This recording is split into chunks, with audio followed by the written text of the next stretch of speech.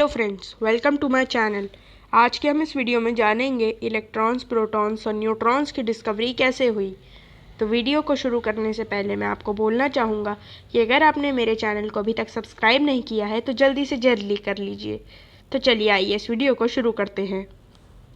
आज के हम इस वीडियो में जानेंगे कैथोड रेस के बारे में, Goldstein version of discharge tube के बारे में, अल्फा स्कैटरिंग मॉडल के बारे में और बोहर एटॉमिक मॉडल के बारे में। कैथोड रेस 1879 में विलियम क्रुक ने एक एक्सपेरिमेंट कंडक्ट किया जिसमें से उन्होंने एक ग्लास ट्यूब में से हवा निकाल दी और उसमें दो इलेक्ट्रोड इंसर्ट किए, जिसमें से पॉजिटिव वाले का नाम एनोड और नेगेटिव वाले का नाम कैथोड था। फिर दोनों टर्मिनल्स को उन्होंने एक बैटरी से जोड़ा और हाई वोल्टेज की इलेक्ट्रिसिटी पास करी, तो कैथोड से कुछ बीम्स निकली जो एनोड की तरफ जा रही थी। तो फिर उनको ये नहीं पता था कि कैथोड रेस ये क्या है, लेकिन फिर 1897 में जे थॉमसन ने एक्सपेरिमेंट कंडक्ट किए जिनसे उनको पता लगा कि ये कैथोड रेस और कुछ नहीं बल्कि इलेक्ट्रॉन्स हैं। तो चलिए आइए उनके भी एक्सपेरिमेंट्स को देख लेते हैं। उन्होंने इस डिस्चार्ज ट्यूब के पास मैग्नेट्स लगा दिए जिसमें से कैथोड रेस जो है वो पॉजिटिव पोल की तरफ अट्रैक्ट हो रही थी मैग्नेट के।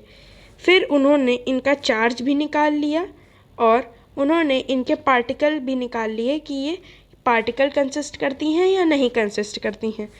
तो उनका ये कंक्लूजन था कि इलेक्ट्रॉन्स का जो मास होता है वो 9.11 इंटू 10⁻⁻31 kg का होता है और वो 1/1840 of the mass of an atom of an hydrogen के बराबर होता है।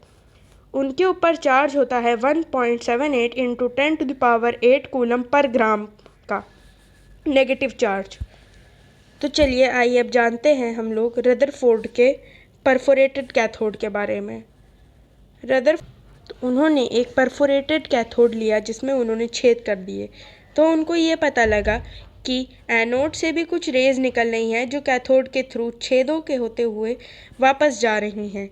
तो इनसे उनको ये पता लगा कि कोई रेज होती हैं जो एनोड से निकल रही हैं।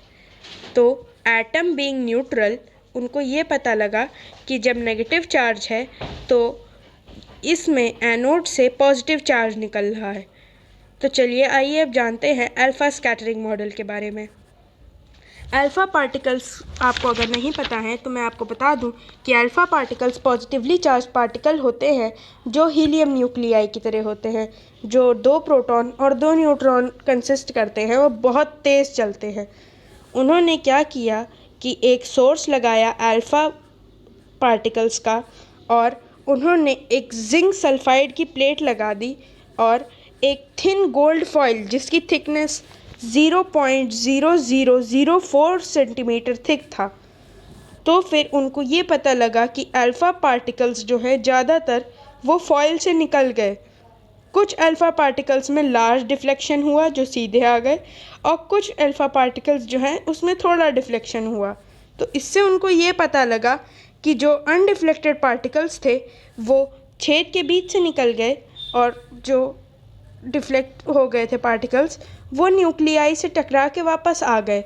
तो इससे भी उनको ये पता लगा कि हाँ, एक पॉजिटिव चार्ज भी होता है, क्योंकि थिन गोल्ड फॉइल के जो सेंटर में था वो न्यूक्लियाई था और वहाँ से ही रिपेल होके वापस आ रहे थे अल्फ़ा पार्टिकल्स। तो चलिए आइए अब जानते हैं बोहर एटॉमिक मॉडल के बारे में। बोहर एटॉमिक मॉडल में कुछ नहीं था, बस उन्होंने ये प्रपोज करी थी थ्योरी कि जो एटम होता है वो पॉजिटिवली चार्ज होता, जो वो होता है एटम वो न्यूट्रल होता है और उसका जो न्यूक्लियस होता है वो पॉजिटिवली चार्ज होता है और उसके अराउंड सारे इलेक्ट्रॉन्स घूमते रहते हैं। और रदरफोर्ड ने भी इस बात पे एग्री किया था। तो चलिए आइए अब जानते हैं कि डिस्कवरी ऑफ न्यूट्रॉन कैसे हुई। तो जब मास पूरा निकाला गया एक एटम का तो वो ज़्यादा आ रहा था जो साइंटिस्ट ने निकाला था। तो इससे उनको ये पता लगा कि कोई और पार्टिकल भी होता है, लेकिन क्योंकि एटम न्यूट्रल था इसीलिए उनको लगा कि जो पार्टिकल है वो न्यूट्रल ही होगा, और क्या हो सकता है। तो जो न्यूक्लियस में जो मास था वो सबसे ज़्यादा था और प्रोटॉन के मास के बराबर ही था, इसीलिए उनको ये पता लगा कि प्रोटॉन का मास जो होता है वो 1.672 इंटू 10⁻⁻27 kg होता है और न्यूट्रॉन का मास होता है 1.675 इंटू 10⁻⁻27 kg। लगभग बराबर ही है। प्लीज़ मेरे चैनल को लाइक करिए और मेरे इस वीडियो को ज़्यादा से ज़्यादा शेयर करिए। Thank you.